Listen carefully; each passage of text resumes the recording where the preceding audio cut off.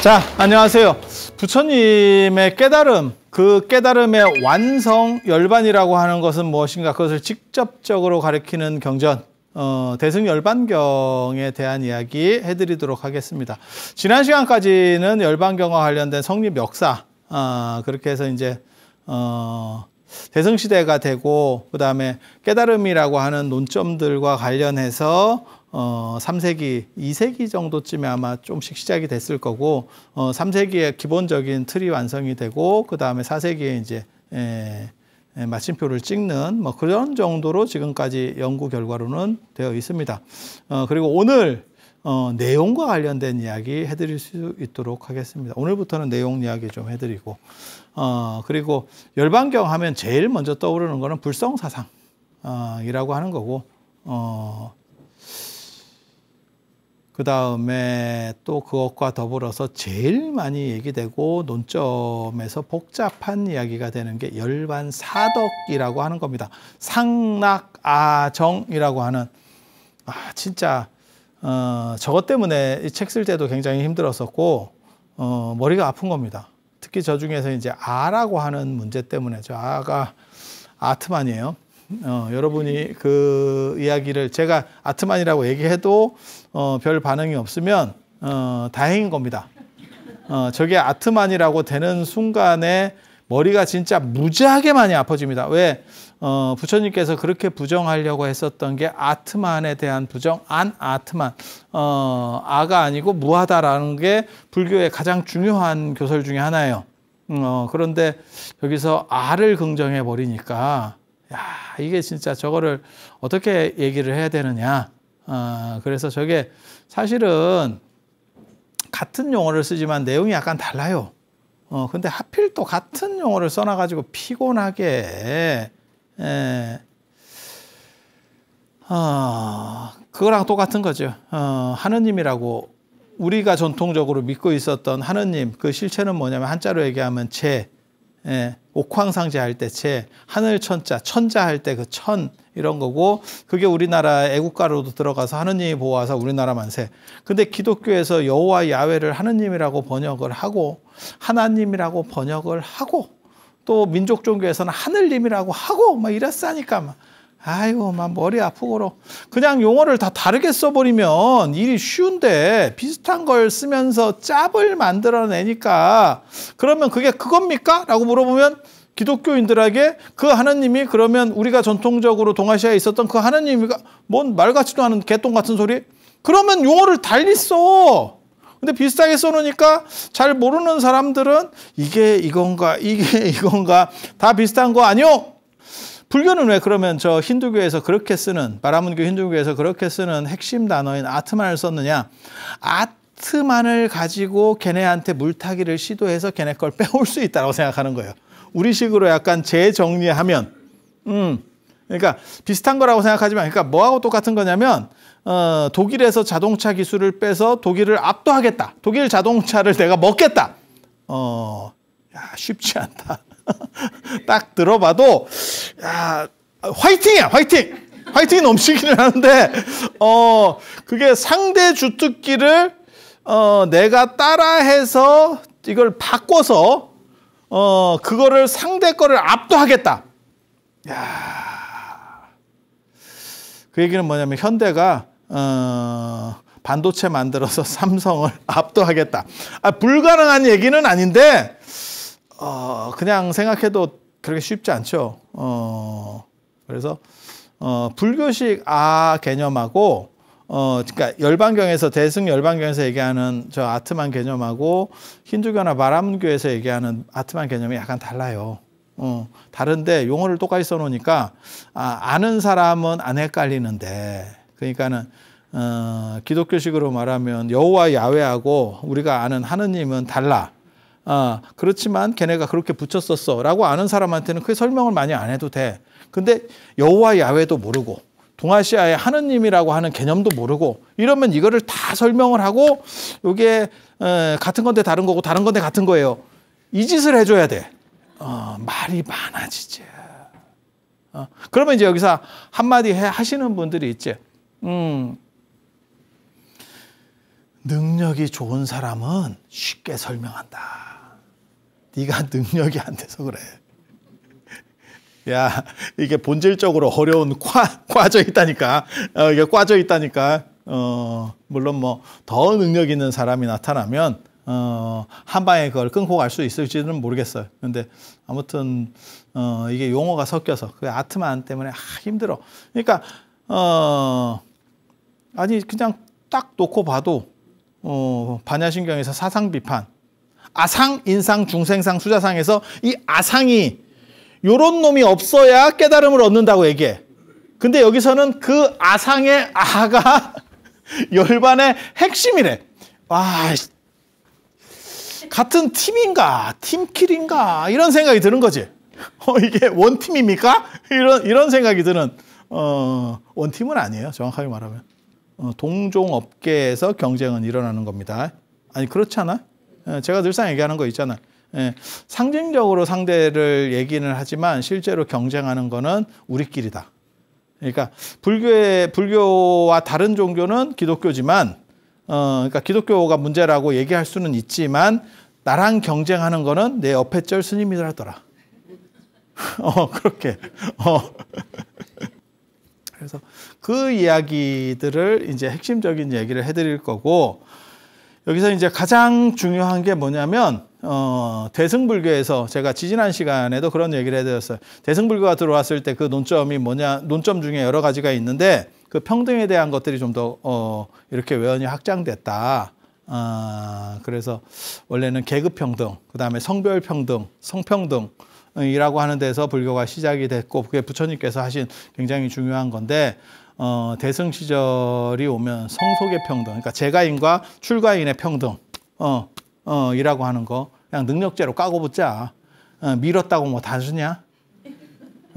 미는 게 문제가 아니고 심출가가 중요한 거다. 근데 어떻게 사느냐가 중요한 거지, 밀고 절에 산다고 해서 특별할 게 있냐? 이 논점이 나오는 거예요. 왜? 성속의 평등.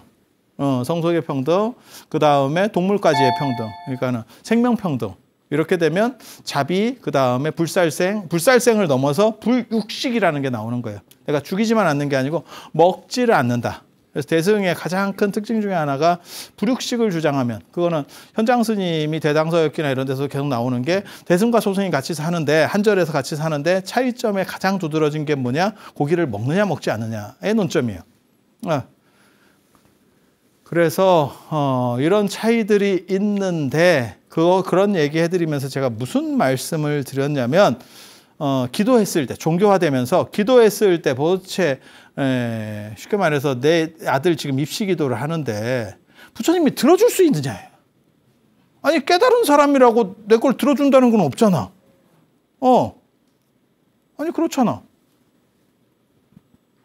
일론 머스크나 이렇게 돈이 많은 사람이 돈이 많은 거하고 나한테 주는 거는 다른 문제지. 아니, 그렇잖아. 나한테 주는 게 중요한 거지. 깨달음을 얻었어. 부처님 깨달음을 얻었어. 브라보, 장하십니다. 근데 나는 나한테 중요한 거는 내 자식이 지금 좋은 학교에 가느냐, 좋은 직장에 취직하느냐, 그 다음에 내가 지금 삭신이 쑤시는데 무릎이나 이런 거를 좀 안 아프게 할 수 있느냐. 이게 지금 내 당면 과제거든. 그걸 줄 수 있는 논리를 어떻게 전개할 거냐. 그게 불교의 종교화에서 굉장히 중요한 거예요. 그래서 깨달음이 허공 같다 뭐 이런 식으로 해버리면, 그러면 왜 부처님을 믿어야 되지?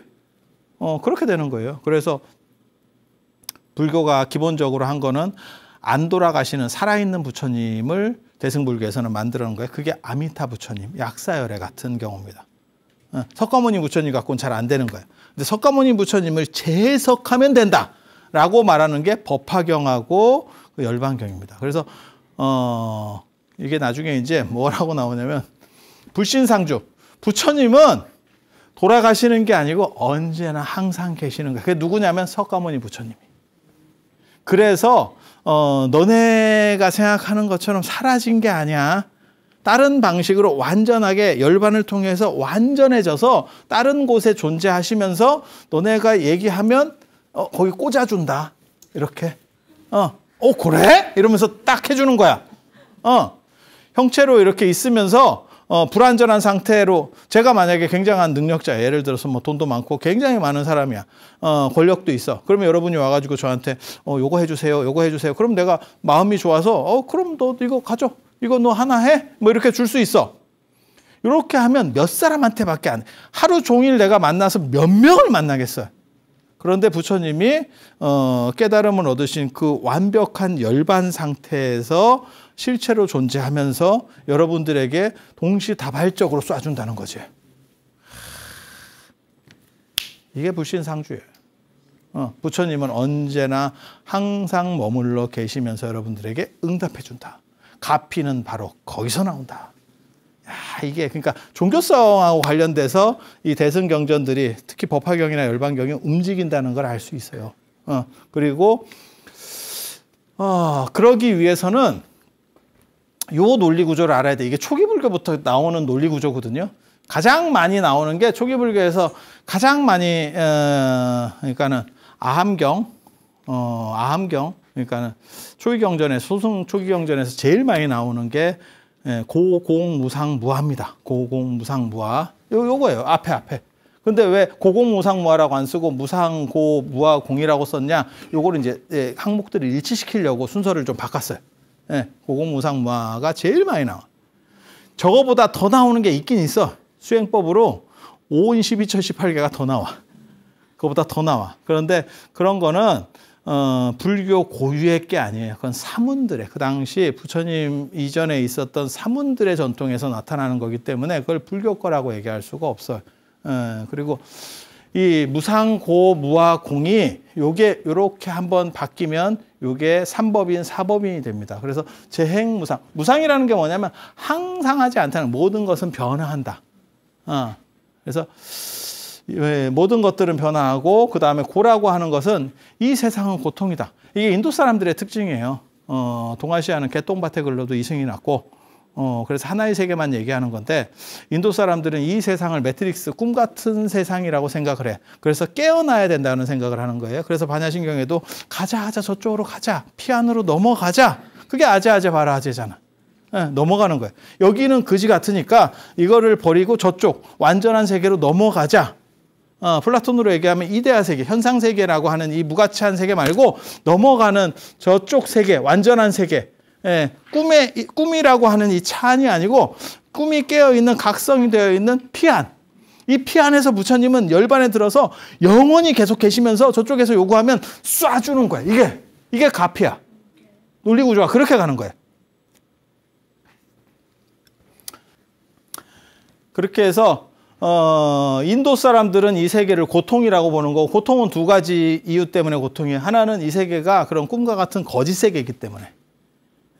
그래서 여기는 실체도 없고 무가치한 거야. 아무리 네가 노력하고 집착을 해도 죽으면 땡이다. 이렇게 생각하는 거야. 그래서 이거는 결국 놓고 갈 거. 그래서 부처님께서도 그런 말씀을 하시거든요. 가족이라든지 그런 것도 결국은 놓고 가고 네가 가장 열심히 관리를 한 게 네 몸이래. 그 말도 맞아. 열심히 잘 닦고 뺑기칠을 하고 뭐 이렇게 씻고 닦고 먹이고 다 했잖아. 물론 자식이나 이런 쪽에도 해줬지만 내 몸같이 많이 해줄 수는 없겠지. 그냥 상식적으로 생각해 봐도. 아니 그렇지 않아요? 내가 계속 관리했잖아. 그래도 결국 죽을 때는 놓고 간다는 거죠. 그래서 이런 현상적인 것들은 다 거짓된 거고 그 다음에 죽으면 결국은 가져갈 수 없는 끝난 라는 거예요. 그래서 왜 고통이냐? 이거는 꿈과 같은 거짓된 세계이기 때문에 고통이다. 그리고 우리는 결국 죽을 수밖에 없다. 죽을 수밖에 없다. 그래서 깨달음의 특징 중에 하나가 죽음에 대한 극복이라고 하는 겁니다. 깨달음에 대한 특징. 그리고 모든 종교의 특징이 영생이라는 거예요. 그래서 부처님도 그렇고 큰 스님들도 그렇고 돌아가실 때 내가 언제 죽겠다. 부처님께서는 3개월 전에 내가 3개월 뒤에 열반에 들겠다. 그걸 수행 포기, 수명에 대한 포기라고 하는 거예요. 그리고 내가 원한다면 1겁이라도 살 수 있다. 더 오래 살 수도 있다. 하지만 나는 이쯤에서 끝내려고 한다. 그게 다른 말로 하면 죽음에 대한 극복이에요. 초기 불교의 아라한들도 똑같은 얘기를 해요. 윤회는 끝나고 할 일을 마쳐서 다음 생 받지 않을 것을 안다. 그러니까 죽음에 대한 극복이에요. 그러니까 인간이 유기체이기 때문에 죽음에 대한 공포라는 게 바닥에 깔려 있고 그것을 초극해낸 사람들, 깨달은 사람은 죽음을 극복한다라고 하는 설정이 있는 거예요.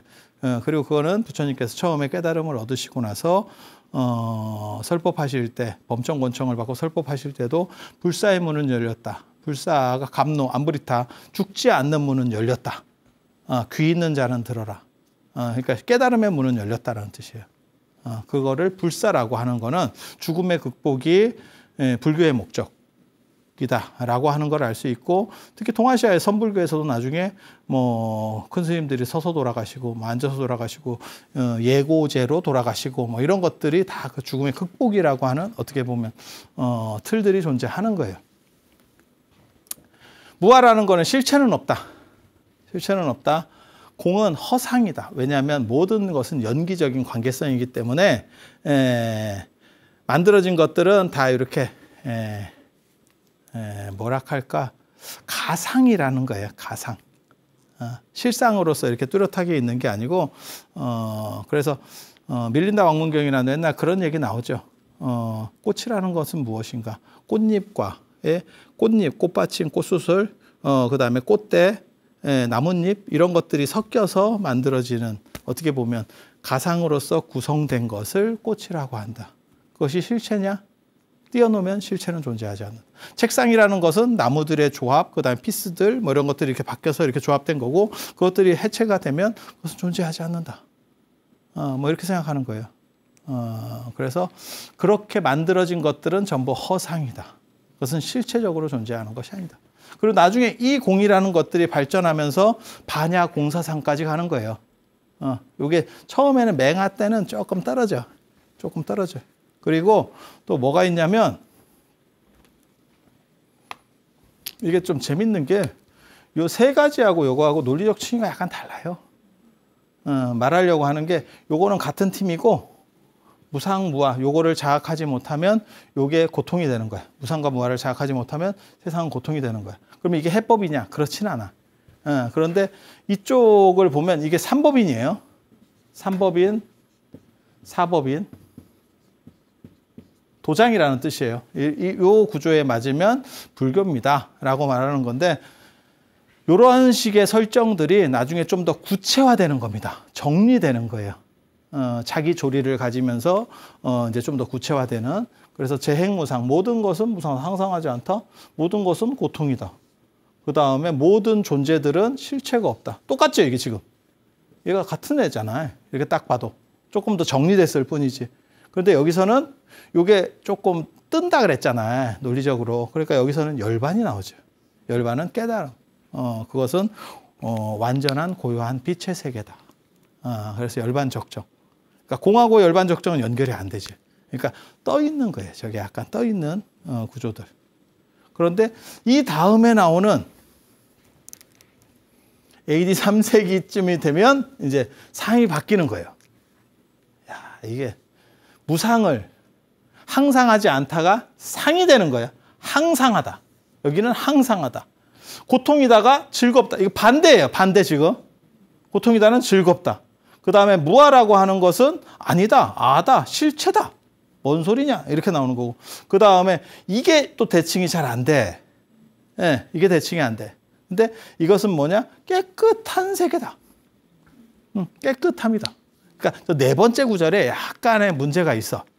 예, 거기에 약간 이렇게 아구가 잘 안 맞아요. 이 세 개는 정확하게 일치한다는 걸 알 수 있어. 이렇게 보면 그냥 쭉 보면 여기가 이거는 다 같은 팀이고 이거는 요거의 반대팀. 그죠? 지금 반대로 가는 거예요. 요걸 열반사덕이라 그래. 부처님의 완전한 깨달음을 반열반이라고 하는 거거든. 이 반열반의 네 가지 특징이라고 하는 거예요. 저게 뭔 소리입니까? 그러니까 초기 불교를 완전히 뒤집어 버리는 거예요. 초기 불교나 부파에서 나오는 논점들을 완전히 뒤집어서 다른 식으로 해석하는 방식을 쓰는 거거든요. 그러면 그게 뭔 소리냐라는 걸 보면 원각경 보안보살장을 보면 이해가 좀 쉬워. 저 경전이 인도적인 경전인지는 잘 모르겠습니다. 당나라 때 유행한 경전이고 중국에서 만들어졌을 걸로 지금 추정되고 있는 경전이에요. 근데 뭐라고 나오냐면 논점은 당나라가 워낙 불교가 번성했기 때문에 거기서 만들어졌더라도 인도적인 거나 이런 것들이 다 검토해 가지고 하는 거예요. 그래서 당나라 때는 온각경이 유행하고 송나라 때는 능엄경이 유행해. 그래서 지금까지 한국 불교에 남아있는 것 중에 능엄신주를 외우는 게 그 능엄경 유행해.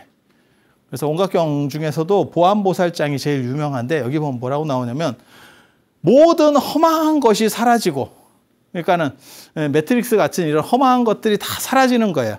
그렇게 꿈이 깨지고, 쉽게 말해서 꿈 같은 그런 것들이 깨지고, 그렇게 깨졌다는 것도 사라지면, 그런 생각까지, 깨야 된다라고 하는 그 생각도 사라지는 거예요. 꿈에서 깨고 깨어났다는 그 생각까지도 사라지면, 그러면 허망하지 않은 것이 본질로 드러난다는 거예요. 허망하지 않은 것은 사라지지 않는다.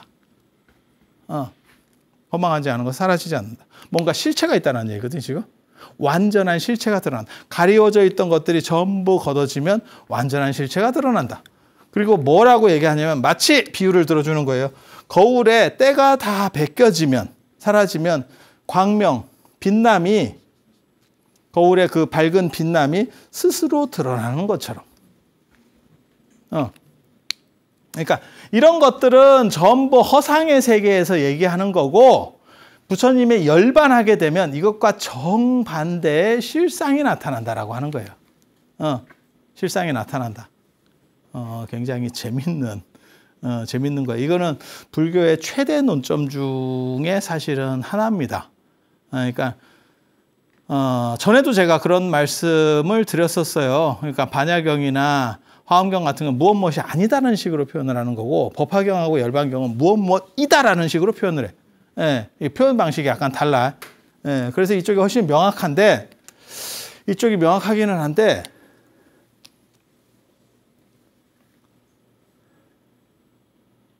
변화라는 건 무엇인가? 변화라는 건 무엇인가?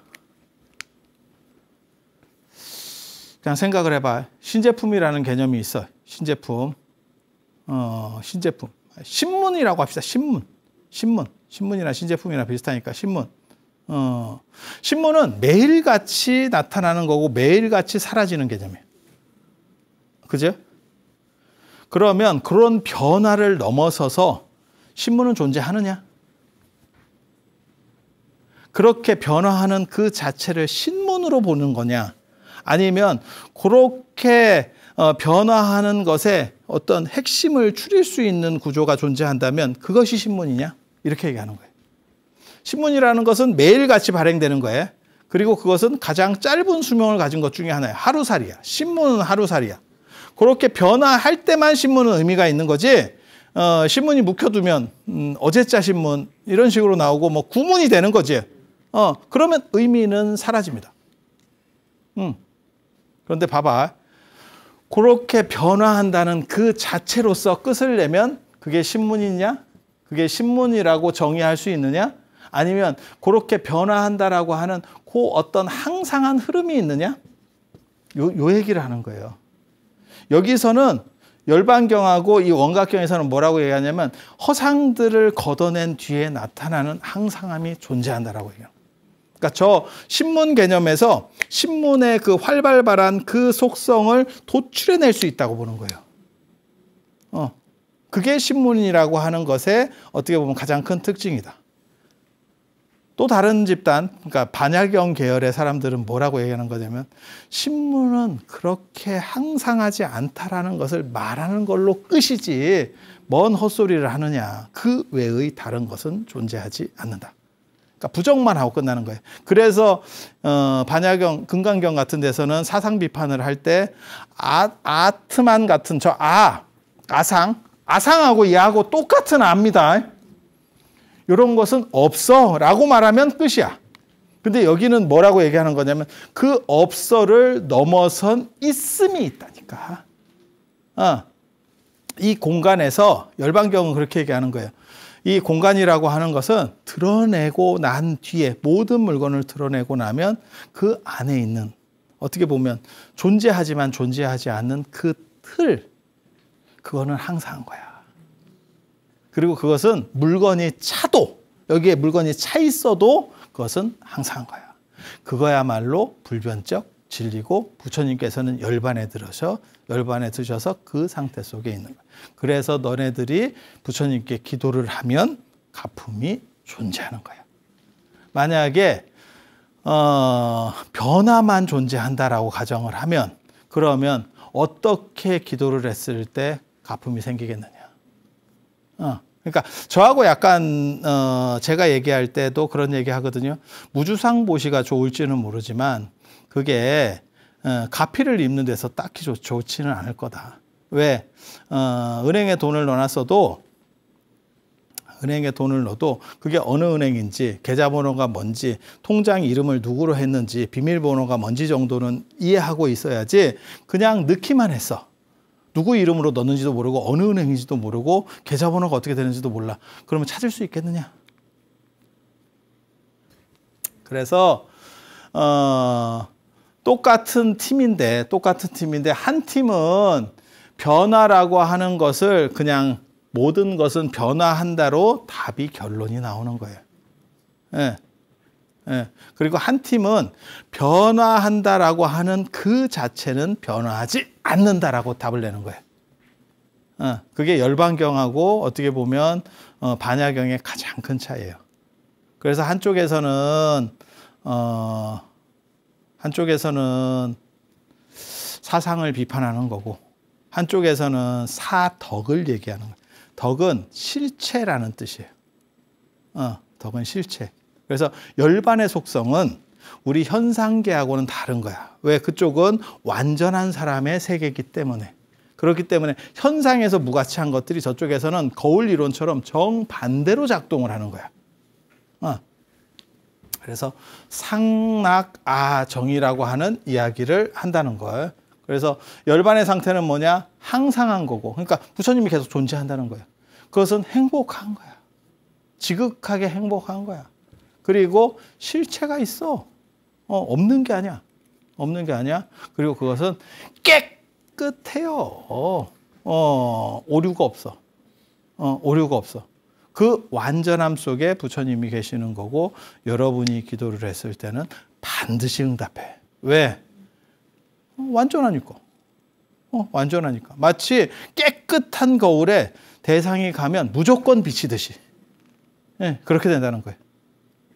그래서 이게 이제 열반사덕이라고 하는 거고 이 열반사덕이 재밌게도 사실은 이쪽 거를 그대로 반대로 그러니까 거울이라니까 거울. 그래서 이쪽 세계에서 비치는 이거는 현상의 문제.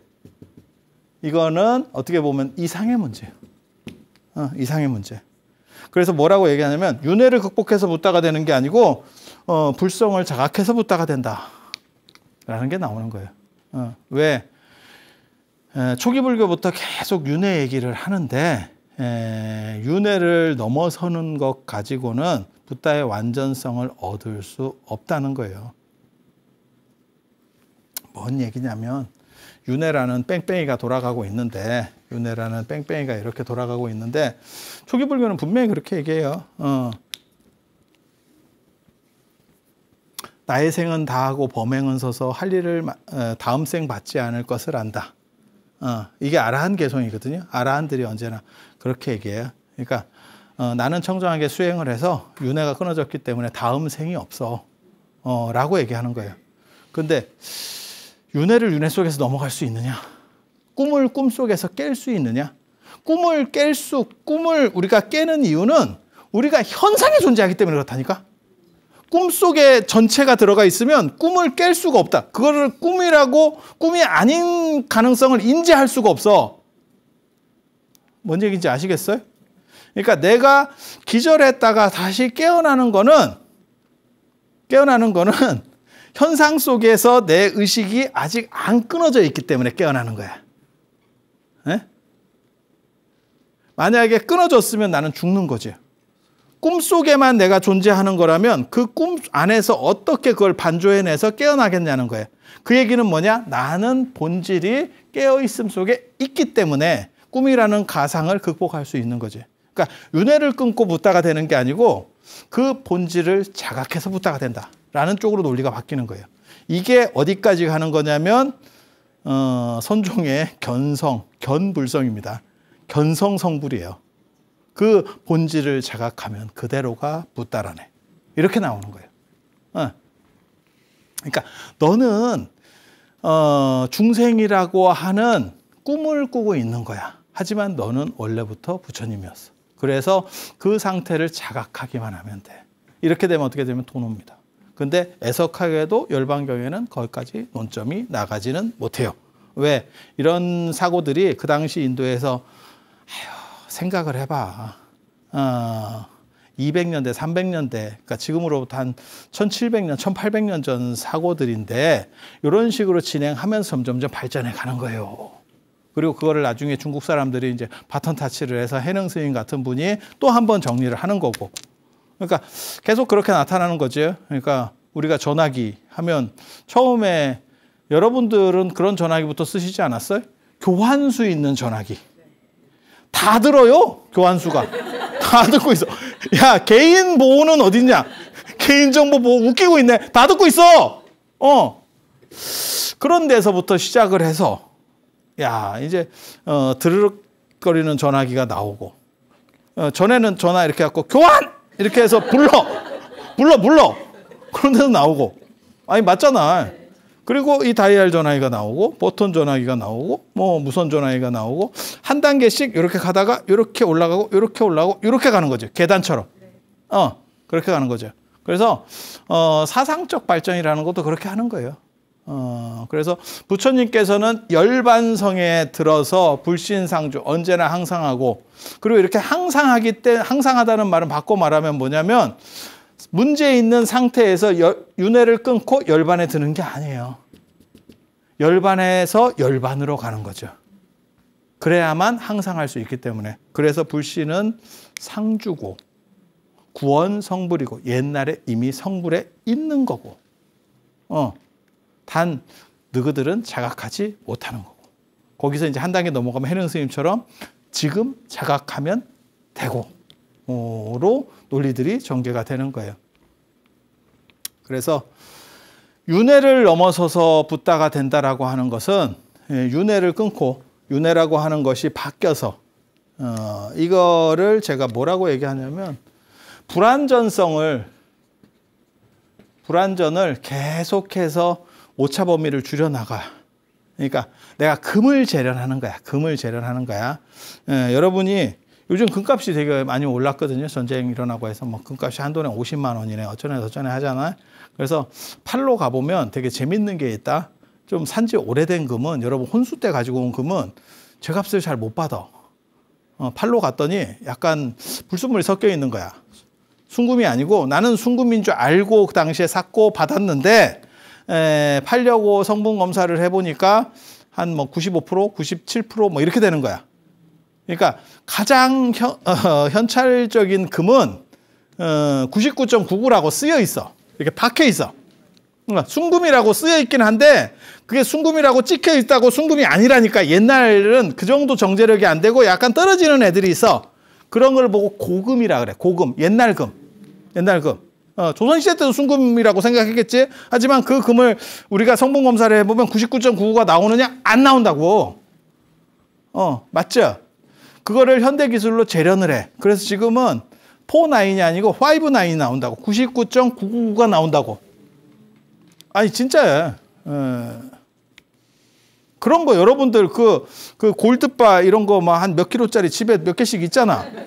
보면 그게 쓰여 있어요. 집에 그런 거 없어? 그런 거 있었잖아. 아니 나는 되게 많았는데 IMF 때 내가 애국하면서 다 이렇게 국가에 해줬어. 그거 아니었으면 야 내가 진짜 금불상 만든다. 금불상. 여러분도 그런 거 있잖아. 집에 가서 확인해봐. 그럼 99.9999가 있고 99.99가 있다니까. 그러니까 현대 재련 기술이 좋아져서 99.99까지 올라간 거야. 쉽지 않아. 그게 초격차거든요. 99.99하고 99.99하고 별 차이 아닌 것 같지? 훨씬 차이다 그거. 이해되시죠? 99.99를 99.999로 만드는 것처럼 더 발전시켜서 9999999 이렇게 가는데 이게 문제는 100이 안 된다니까. 계속 구로 가지고 접근만 해가는 거지 100이 안 만들어진다니까. 그 얘기는 뭐냐? 내가 100이라면 나는 원래 100이었던 거야. 나는 원래 100이었던 거야. 그래서 사람은 부처님이 대승불교의 가장 큰 특징 중에 하나가 보살주의고, 그 보살이라고 하는 개념은 뭐냐면 미래의 붓다가 될 사람이에요. 그리고 그렇게 붓다가 되려면 너는 붓다의 인자를 가지고 있어야 돼. 그게 불성이에요. 부처님의 어떻게 보면 종자, 성품이 있어야 돼. 불성. 불성과 비슷한 말이 열애장이 있어요. 열애장. 열애가 감추어져 있다는 뜻이에요. 안에 감추어져 있다. 불성이라고 하는 거는 부처님의 성품이라는 뜻이에요. 핵심. 인성, 본성, 이런 게. 저게 비슷한 말인데 인도에서는 비슷하게 써요. 그리고 인도 불교에서는 열애장이라는 표현을 더 잘 씁니다. 불성이라는 표현을 조금 이렇게 떨어뜨리기 봐. 왜냐하면 인도 불교에서의 가장 큰 특징 중에 하나가 아무튼 아트만 이게 성에 해당하는 거예요, 사실은. 그래서 이런 식의 논리 구조가 들어가면 이게 좀 약간 팔짝적으로 싫어해. 불교는 무아설이기 때문에. 그래서 아하고 비슷한 쪽으로 가는 거 아니요? 안 돼. 그래서 열애장이라는 것은 부처님이 될 가능성이라는 의미고, 불성이라고 하는 거는 원래 인도 말은 비슷한 거예요. 비슷한 용어인데, 불성이라고 하는 거는 항상한 인자. 이런 쪽이 좀 더 강해. 그게 이제 번역되면서 더 강력해졌어요. 그래서 이게 성이라는 글자하고 장이라는 글자의 한자적인 특징 때문에 그래요. 성은 날 때부터 마음이라는 뜻이에요. 이게 마음 심자고 이게 날생자거든. 날 때부터 가지고 있는 본질적 마음이라고 하는 거예요. 그리고 그게 부처님이 되는 마음이라고 생각을 하는 겁니다. 그래서 열반경에서 말하려고 하는 것은 저런 항상한 것은 수행을 통해서 얻는 게 아니고 본질적으로 확충되어 있는 것이다. 단지 그것을 제대로 발현시키지 못하고 있다. 너는 무엇과 마찬가지냐면 그 열애장 삼부경이라고 있어요. 열애장경, 부중불광경, 그다음에 승만경. 그런데 보면 뭐가 나오냐면 마치 금이 아니네. 이게 금이라고 쳐. 금을 진흙 속에 내가 떨어뜨린 거야. 진흙밭이 있는데 뻘 같은 데 떨어뜨렸어. 그러면 그것은 가려져서 금인지 아무것도 몰라. 그냥 이게 잠겨 있는 거지. 하지만 그것을 걷어내면 그것은 금으로서 그대로 존재하는 거지. 그게 불성이라고 보는 거예요. 네. 그래서 자성은 언제나 청정하고 본래 그 불성은 언제나 청정하고 객진번뇌요. 상태 안 좋은 것들은 다 밖에서 들어온 문제점들이에요. 그래서 내 본질에서만 찾으면 나는 붓다가 된다. 라고 말하는 게 열반경이고, 그게 불성사상이에요. 불성사상. 일체중생 시류불성. 모든 중생에게는 불성이 있고 그것은 여러분들은 이미 붓다가 되어 있다라는 것까지 논점이 나중에 확대돼요. 열반경에서 거기까지 논점을 확대시켰습니까? 못 시켰습니다. 그건 이제 가야 되는 거기 때문에. 하지만 그 열반경에서 나오는 논점만 가지고도 머리 좋은 사람은 거기까지 유치해 가요. 그거는 그렇게 갈 수밖에 없어. 갈 수밖에 없어. 우리도 그런 거 있잖아. 확실히는 잘 모르겠는데 앞으로 대세, 인공지능 모든 사람이 얘기하잖아. 근데 인공지능이 뭐고 어떻게 되는데? 라고 물어보면 이제 이렇게 되는 거지. 인공지능 쪽이 그 오픈 AI 뭐 이러면서 샘 알트만 이런 거 딱 보면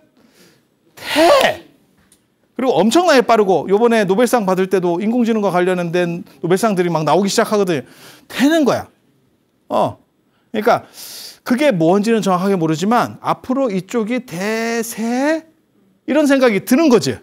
마찬가지예요. 그러니까 열반경 가지고도 머리가 좋은 사람들은 선불교까지도 사실은 연결시켜서 다 뽑아낼 수 있어요. 그 안에 그 인자들이 다 녹아있어요. 단지 경전이라고 하는 게 논서나 이런 거하고 좀 달라서 약간 범범하게 얘기를 해. 그러니까 딱 뭐하고 똑같은 거냐면 한약하고 비슷한 거지.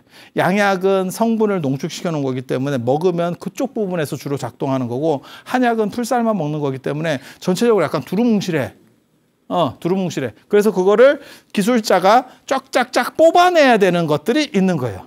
그렇지 않으면 잘 못 알아봐. 못 알아봐. 그래서 열반경이 말하려고 하는 거는 가장 중요한 사상은 뭐냐? 너네는 전부 다 불성을 가지고 있고 그래서 나중에 붓다가 될 수 있다. 법화경까지는 어떤 식으로 얘기했냐면 그 붓다가 될 수는 있는데 아주 오래 걸린다를 얘기했어요. 아주 오래 걸린다. 그러니까 소승불교는 붓다가 될 수 있는 사람이 있고 될 수 없는 사람이 있어. 대승불교는 모두가 붓다가 될 수 있어. 하지만 시간이 굉장히 오래 걸린다. 그러니까 너는 로또에 당첨된다. 하지만 무진장 사야 된다. 1등 당첨될 확률은 분명히 있습니다. 개수만 계속 늘려가면. 아니 맞잖아. 그런데 열반경은 뭐라고 해요? 그건 법화경이에요. 거기까지는 법화경. 그 다음 버전인 열반경에서는 뭐라고 얘기하냐면 지금도 된다. 한 단계 나아가는 거야. 지금도 된다. 그래서 제가 그런 얘기 하는데 민주주의라는 게 뭐냐면 자 봐봐 되게 재밌어. 되게 재밌어. 왕조 국가에서는 왕이 있어. 그리고 그거는 지금 북한의 김정은이나 이렇게 김일성 같이 그 혈통인 사람만 돼. 그런데 민주국가에서는 누구나 대통령이 될 수 있는 거지. 지금. 아니 맞잖아. 그럼 내가 되냐? 아니야. 그러니까 법화경은 그런 정도까지 얘기하고 있는 거야. 대승불교도 거기까지 얘기하는 거야. 근데 열반경은 뭐라고 얘기하는 거냐면 네가 지금 될 수 있어. 단 니식의 어떻게 보면 부처님이야. 니식 대통령이야. 그러니까 뭐라고 생각하면 되냐면 요즘식으로 얘기하면 욜로지. 네 팔, 네 흔들면서 잘 살아. 그리고 거기에는 엄청난 그 부처님을 믿었을 때 가피가 있어. 가피가 있어. 그런 얘기를 하는 게 사실은 열반경이에요. 그리고 그렇게 해서 나중에 진도가 나가면 결국 선불교까지 가요. 그래서 모든 조사는 깨달음을 얻어서 자기가 완전해지는 거지 깨달아서 붓다가 되는 게 아니에요. 그래서 조사가 되는 거야. 내가 내 자체로 완성이 되는 거예요.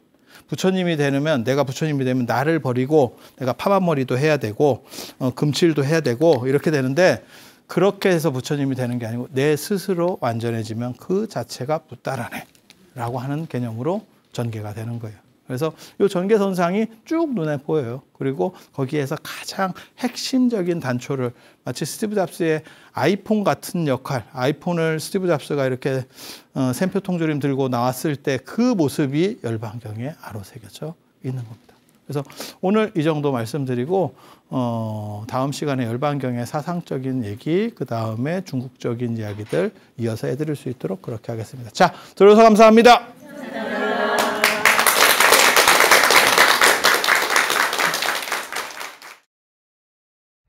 감사합니다.